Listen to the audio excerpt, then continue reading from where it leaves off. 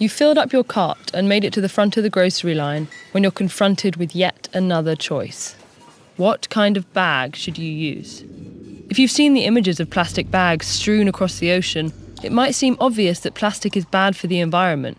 Surely a paper bag or a cotton tote would be the better option. But is that really true? Each of these three materials has a unique environmental impact that's determined by its carbon footprint, its potential to be reused and recycled, and its degradability. So, to get the full story on these grocery bags, we need to look at how they're made, how they're used, and where they ultimately go. Let's start with plastic. The typical thin and flimsy plastic bag is made of high-density polyethylene, commonly known as HDPE.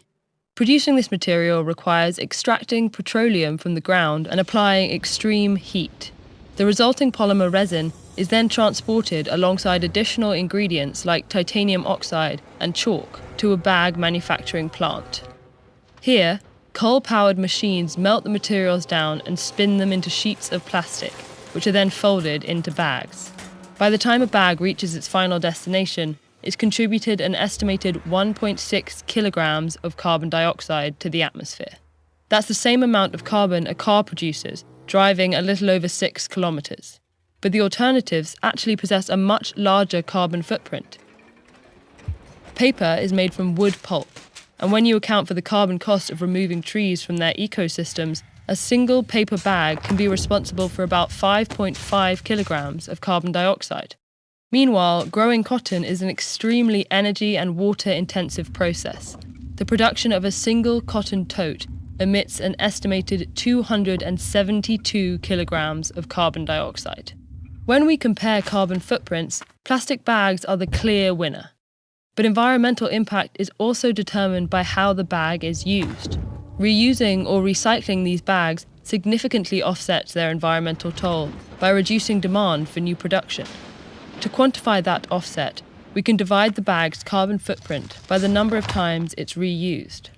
For example, if a typical paper bag is reused 3 times, it has a lower net impact than a single-use plastic bag. The carbon footprint of a cotton tote can similarly be lowered if it's reused 131 times. Of these 3 options, durable cloth totes are most likely to be reused. Evidence shows paper bags are quickly discarded due to their tendency to tear.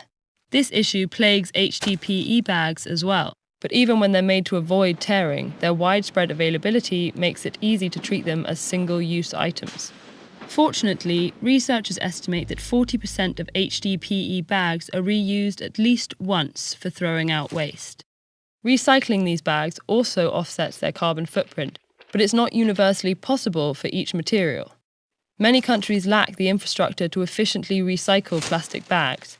Cotton totes are perhaps even more difficult to break down and process, but since they're often reused for long periods, they're still least likely to end up in landfills. Whenever these bags aren't recycled, the third factor in calculating environmental impact comes into play: degradability. Since HDPE bags are heat-resistant and insoluble, they stick around long after we're done with them. Partially broken down plastic can circulate in ecosystems for centuries. Cotton, on the other hand, degrades substantially in a matter of months, and paper bags break down completely in just 90 days. So, which bag should you use? It turns out the most environmentally friendly bags have features of several materials we've discussed. They're durable and reusable, like cotton, but made of plastic, which has a lower carbon footprint than cotton or paper. These sturdy shopping bags consist of polyester, vinyl, and other tough plastics, and are already used worldwide. More importantly, they should last a lifetime, making them the best option for the planet and your groceries. How exactly do we break habits and learn new ones? One way is to practice. For some tips and tricks on how to practice more effectively, check out this video. Or learn how the cotton you're wearing is manufactured with this video.